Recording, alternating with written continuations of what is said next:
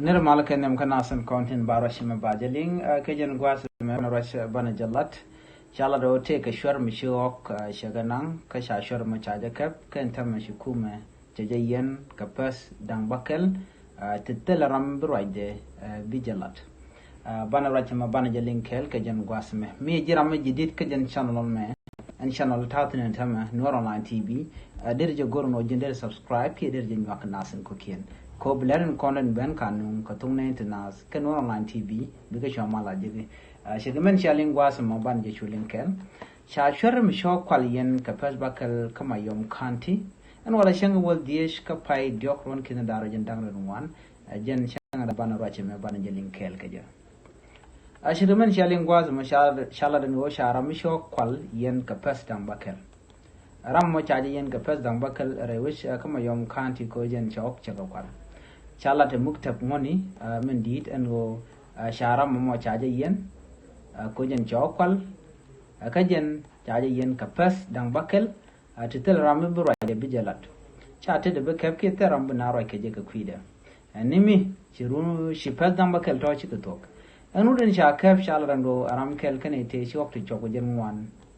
chi ka kwal kama yom kanti okri jen wan chala shi ken kanang kashwa ko to shwa ko loje ko kuma sa Sudan ki kuma terewe kama yom kanti kashwa ka loje ken chawra jama chaje la dinono shi commissioner mayom kanti luka shire chaje la no sha chor o ko mo chaje ka chaje yen ka pas bakal kuma baje kulo wonyo ko mo lokaje ka korpen dang bakel mi chaje je dor mi dire long bongot ko baje woto jurun ko ken tebetere ti jen kai kaka anu de me mi shikanok shikan ga kwallan gwasa mo chala ro ken la kan ka nang ne ka mayom kan de be kan ka nang re we ka warap we jane an warap gwas mi be kan ko to be kan ko wel ka ka bu ok ne ti be kan ko kan yo cha ok cha ka bele bingi mi shikan ka lo jo ka mayom kan ti en ba ka ji warap ba shikanok den ko ne ba ko ka shikan nang de no ko to wa kan re bu jin ni ka mayom ka bu warap ok to be ok tin cha kwal bu ne shu kan a shikan nang انتم شاور ما چاجه کب کو چه شور مش شرکت نما کی یا گاد می جنگ شرکت نما چه جلال ان کو لوگ نون اتر الا کو لوگ انا ان کال کنوا ga jen nون اتر ka kuje mo ramishi mu kal kanwa ke gwanu baji pelika chala ro shashwara ma chaje shuyen ko ken la kanok la kan ka kwal men won kamo je pes bakal ga je charo de shaje lat gor ga je no kan din kon dialen kon la ok la ka kwal ga bi pegien do kwa mora na ngaje no la bayin ka dan bakal sharo de shaje lat baje kulo nyaw kom gurun ko ken ka gwasan be che bu no ko no jen ibe ok baka kwal ko ngaje no waja ka jeno ba pes bakal ba nang rete jen bang teram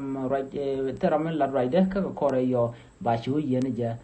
ka run to ko ken mi je pes bakal chi to a jero jara na shalat ka kwi na shok to shi ka kwal cha ma ko jen che der mi di che jela gwandur ka gor je gwano jen ba je lat mana na je yar ajan mi shi jima yom kanti lane den kontin la yanga chur shi kan wudo me shi kan shu yen ka pas dang bakel ko cha goro no bete karami bi mi jeg bi nyogalane ajan ande kon linga jan gwasa me mi jira me jidit ke jan channel me de jogo no jin nyak nasen ko ken bi atakamal